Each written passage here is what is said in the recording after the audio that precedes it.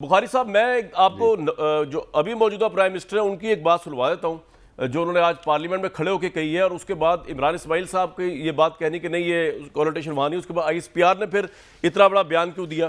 کہ مسلح افواج کو سیاسی گفتگو میں نہ گھسیٹیں اور حقیقت کے برخلاف ہتک اشتعال انگیز بیانات نہایت نقصان دہ ہیں۔ یہ تمام چیزیں عمران خان صاحب کے کل کے ایبٹ آباد کے جلسے کے ودن این آور جو آئیں ریئیکشن کے طور پہ آئی ایس پی آر کی طرف سے، تو یہ بڑا امپورٹنٹ ہے۔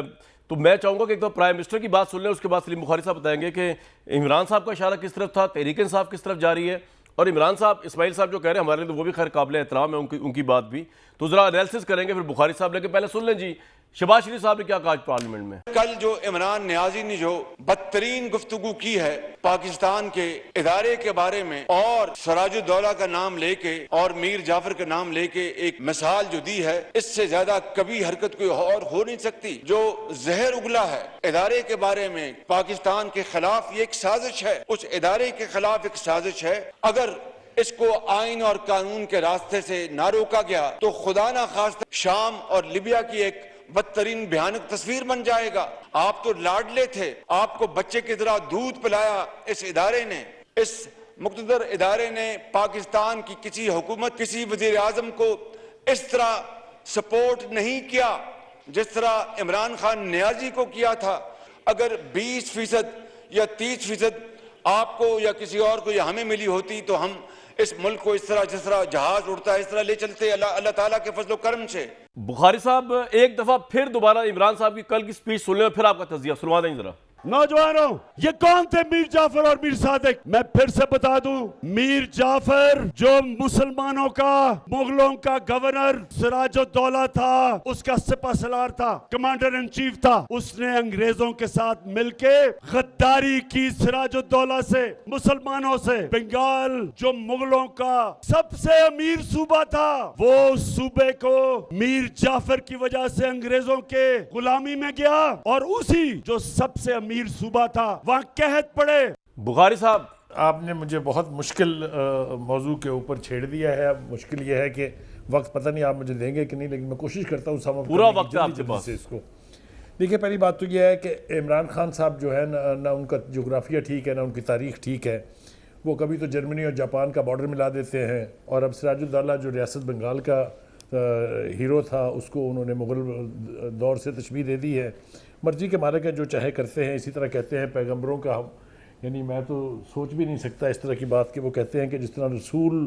خدا کا پیغام لے کے جاتے تھے اسی طرح آپ میرا پیغام لے کے نکلیں۔ یہ کیا ایکویشن ہے، یہ بھی میری سمجھ سے باہر ہے۔ جہاں تک آرمی کے حوالے سے اور آرمی کی لیڈرشپ کے حوالے سے ان کے بیانات کا تعلق ہے، یہ پہلا بیان نہیں ہے۔ یہ بیان 27 مارچ سے شروع ہوا ہے اور اب تک تسلسل کے ساتھ چل رہا ہے۔ وہ کن کو میر جعفر اور میر صادق کہہ رہے ہیں، ایک پرائمری جماعت کے بچے کو ان کی گفتگو سنا دیں، وہ آپ کو نام بتا دے گا۔ تو اس کے بارے میں کوئی ابہام نہیں ہونا چاہیے، نہ یہ ڈیفینڈیبل ہے ہی نہیں، اس کو آپ ڈیفینڈ نہیں کر سکتے کہ ان کی مراد کوئی اور ہے اس سے۔ اور دوسری بات یہ کہ اسی فوج کے سربراہ کے بارے میں بات کر رہے ہیں جس کے بارے میں انہوں نے ہمیں بتایا تھا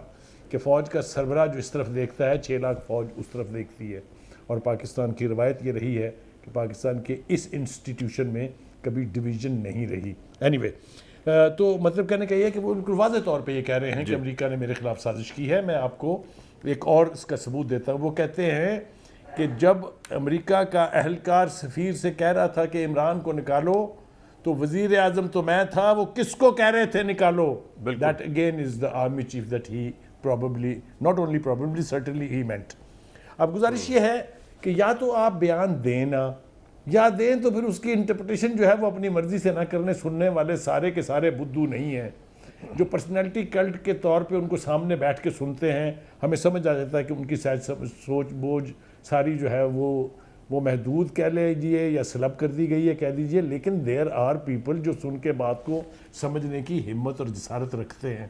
تو میرا نہیں خیال کہ عمران خان صاحب یہ کہہ سکتے ہیں کہ جی میں تو فوج کا نام نہیں لے رہا۔ کھلی اور یہی وجہ ہے کہ اتنا ہارش سٹیٹمنٹ آیا ہے پہلی دفعہ آئی ایس پی آر کی لیڈرشپ کی طرف سے، کیونکہ 3 مرتبہ اس سے پہلے وہ کہہ چکے ہیں لیفٹیننٹ جنرل لیول کے اوپر کہ بھائی ہمیں سیاست میں نہ گھسیٹیں۔ اور یہ وہی ٹرننگ پوائنٹ ہے جب وہ 1 پیج والا صفحہ جو ہے وہ پھٹا ہے، اس کے بعد سے تسلسل کے ساتھ یہ کردار کشی ہو رہی ہے۔ میرا خیال یہ ہے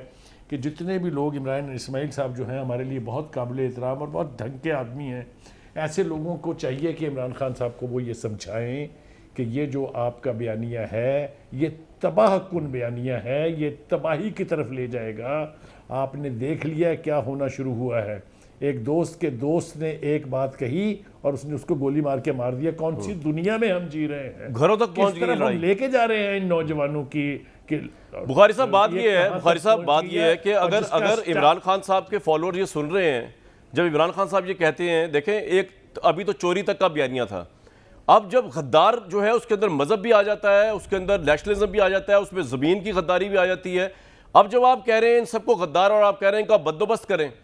یہ جتنے بھی ہیں اپوزیشن والے، تو یہ تو پھر اس کا مطلب یہ کہ سیاسی لڑائی تو رہی نہیں نا بخاری صاحب، یہ تو بن گئی گریبانوں تک پہنچ گئی،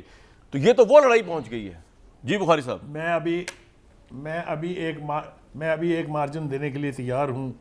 کہ غالباً شاید یہ عمران خان صاحب کی ایکسکلوسیو اپنی سوچ نہیں ہے، ان کے گرد جو ڈبوز اور شیخوز ہیں یہ وہ بھڑکا کے ان سے یہ سب کچھ کہلوا رہے ہیں، جس کے ایک ایک لفظ کا حساب یہاں دینے کا رواج ہے۔